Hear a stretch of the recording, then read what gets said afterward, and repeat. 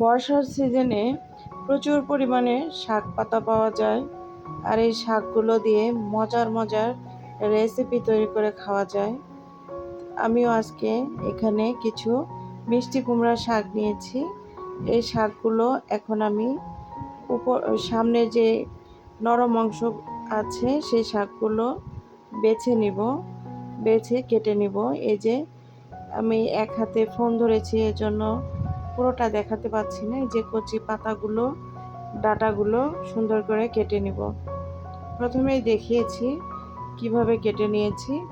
তো এই যে এগুলো এভাবে এখন ধীরে ধীরে সবগুলো শাক আমি কেটে নিব। আর এই শাকগুলো কেটে নিয়ে মজাদার একটি রেসিপি তৈরি করে আপনাদের মাঝে আজকে নিয়ে এসেছি। এই যে সমস্ত শাকগুলো কেটে নিয়েছি, এখন এগুলোকে ভালো করে ধুয়ে পরিষ্কার করে নিব। আর এখন আমি রান্না করতে চলে যাব। শাকগুলো রান্না করার জন্য প্রথমে আমি এখানে কড়াইয়ের মধ্যে পেঁয়াজ আর কাঁচামরিচ দিয়েছি। এগুলোকে নেড়েচেড়ে ফ্রাই করে নিব। যতক্ষণ পর্যন্ত না কালার চলে আসে ততক্ষণ পর্যন্ত এগুলোকে আস্তে আস্তে এভাবে নেড়েচেড়ে নিতে হবে। আমি আজকে এই শাকটা রান্না করব ডাউল দিয়ে, মসুরের ডাউল দিয়ে। এই শাকটা রান্না করে খেতে কিন্তু অসাধারণ লাগে। আপনারা যারা কখনো এভাবে খাননি, খেয়ে দেখতে পারেন। এখানে আমি 1 কাপ পরিমাণ মসুরের ডাউল ভিজিয়ে রেখেছিলাম, আর সেটা ভালো করে ধুয়ে এখন এখানে তেলের মধ্যে দিয়ে দিলাম পেঁয়াজ আর কাঁচামরিচের সঙ্গে। এখন আমি এই ডাউলটাকে নেড়ে চেড়ে সুন্দর করে ফ্রাই করে নিব বা কষিয়ে নিব। আমরা যেভাবে পোলাওয়ের চাল রান্না করার আগে ফ্রাই করে নিই, সেমভাবে এটাকে সুন্দর করে ফ্রাই করে নিতে হবে। এভাবে ফ্রাই করে নিয়ে শাকটা রান্না করলে খেতে অসাধারণ লাগে। তো এই যে দেখুন, আমি এটাকে কিন্তু অনেকটা সময় নিয়েই ফ্রাই করে নিচ্ছি। তো এটা যখন ফ্রাই হয়ে যাবে, একদম কড়া করে ফ্রাই করা যাবে না, সেই ক্ষেত্রে খেতে কিন্তু ভালো লাগবে না বা ভালো করে শাকটা ফুটবে না। তো একটু দেখলেই বুঝতে পারবেন যে কি পর্যায়ে হয়ে যাবে। তো এই যে একটু কালারটা চেঞ্জ হয়ে আসবে এই আর কি। এ পর্যায়ে এখন আমি শাকটাকে ভেতরে এই শাকটা রান্না করার জন্য তো ডাউলগুলোকে প্রথমে পানি দিয়ে নেব। পানিটা আমি এখানে প্রায় 3 কাপের মতো দিয়ে দিয়েছি। তবে পানিটা অবশ্যই গরম পানি দিতে হবে, ঠান্ডা পানি এখানে দিলে ডাউলটা কিন্তু ফুটবে না। তো এই যে 3 কাপের মতো পানি দিয়েছি। দেওয়ার পরে এখানে আমি হলুদ আর লবণ দিয়ে দিব। লবণটা পরে দিব। তো হলুদটা শুধু দিয়ে দিলাম এটার কালারটা আসার জন্য। হলুদটা আপনাদের পছন্দ মতো দিতে পারেন। তো আমি এখানে প্রায় 1 চামচের মতো হলুদ দিয়েছি, দিয়ে ঢাকনা দিয়ে ঢেকে জাল করে নিব। এখানে 5 মিনিটের মতো জাল করে নিয়েছি। আর ডাউলটা দেখুন এরকম হয়েছে। তো এখন একটু নেড়ে চেড়ে দিব, এখনও ফোটেনি ভালোভাবে। আবারও ঢাকনা দিয়ে ঢেকে আরও কিছু সময় জাল করে নেব। তো ডাউলটা এইভাবে লবণ ছাড়া সেদ্ধ করবেন, এতে করে ডাউলটা সুন্দর মতো ফুটে যাবে খুব দ্রুত। তো এই যে দেখুন, আমার ডাউলটা প্রায় অনেকটাই সেদ্ধ হয়ে এসেছে। এ পর্যায়ে আমি এখানে লবণ দিয়ে দিব।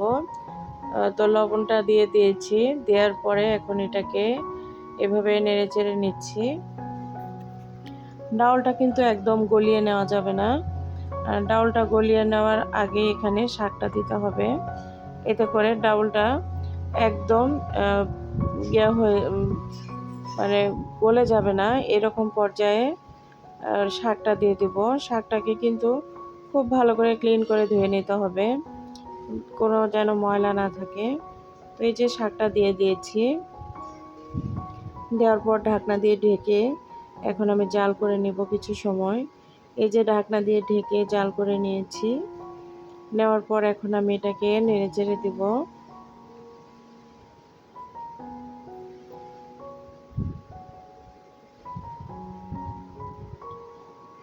শাকগুলো এত নরম ছিল আগা অংশগুলো, যার জন্য খুব দ্রুত কিন্তু এটা সেদ্ধ হয়ে যাবে।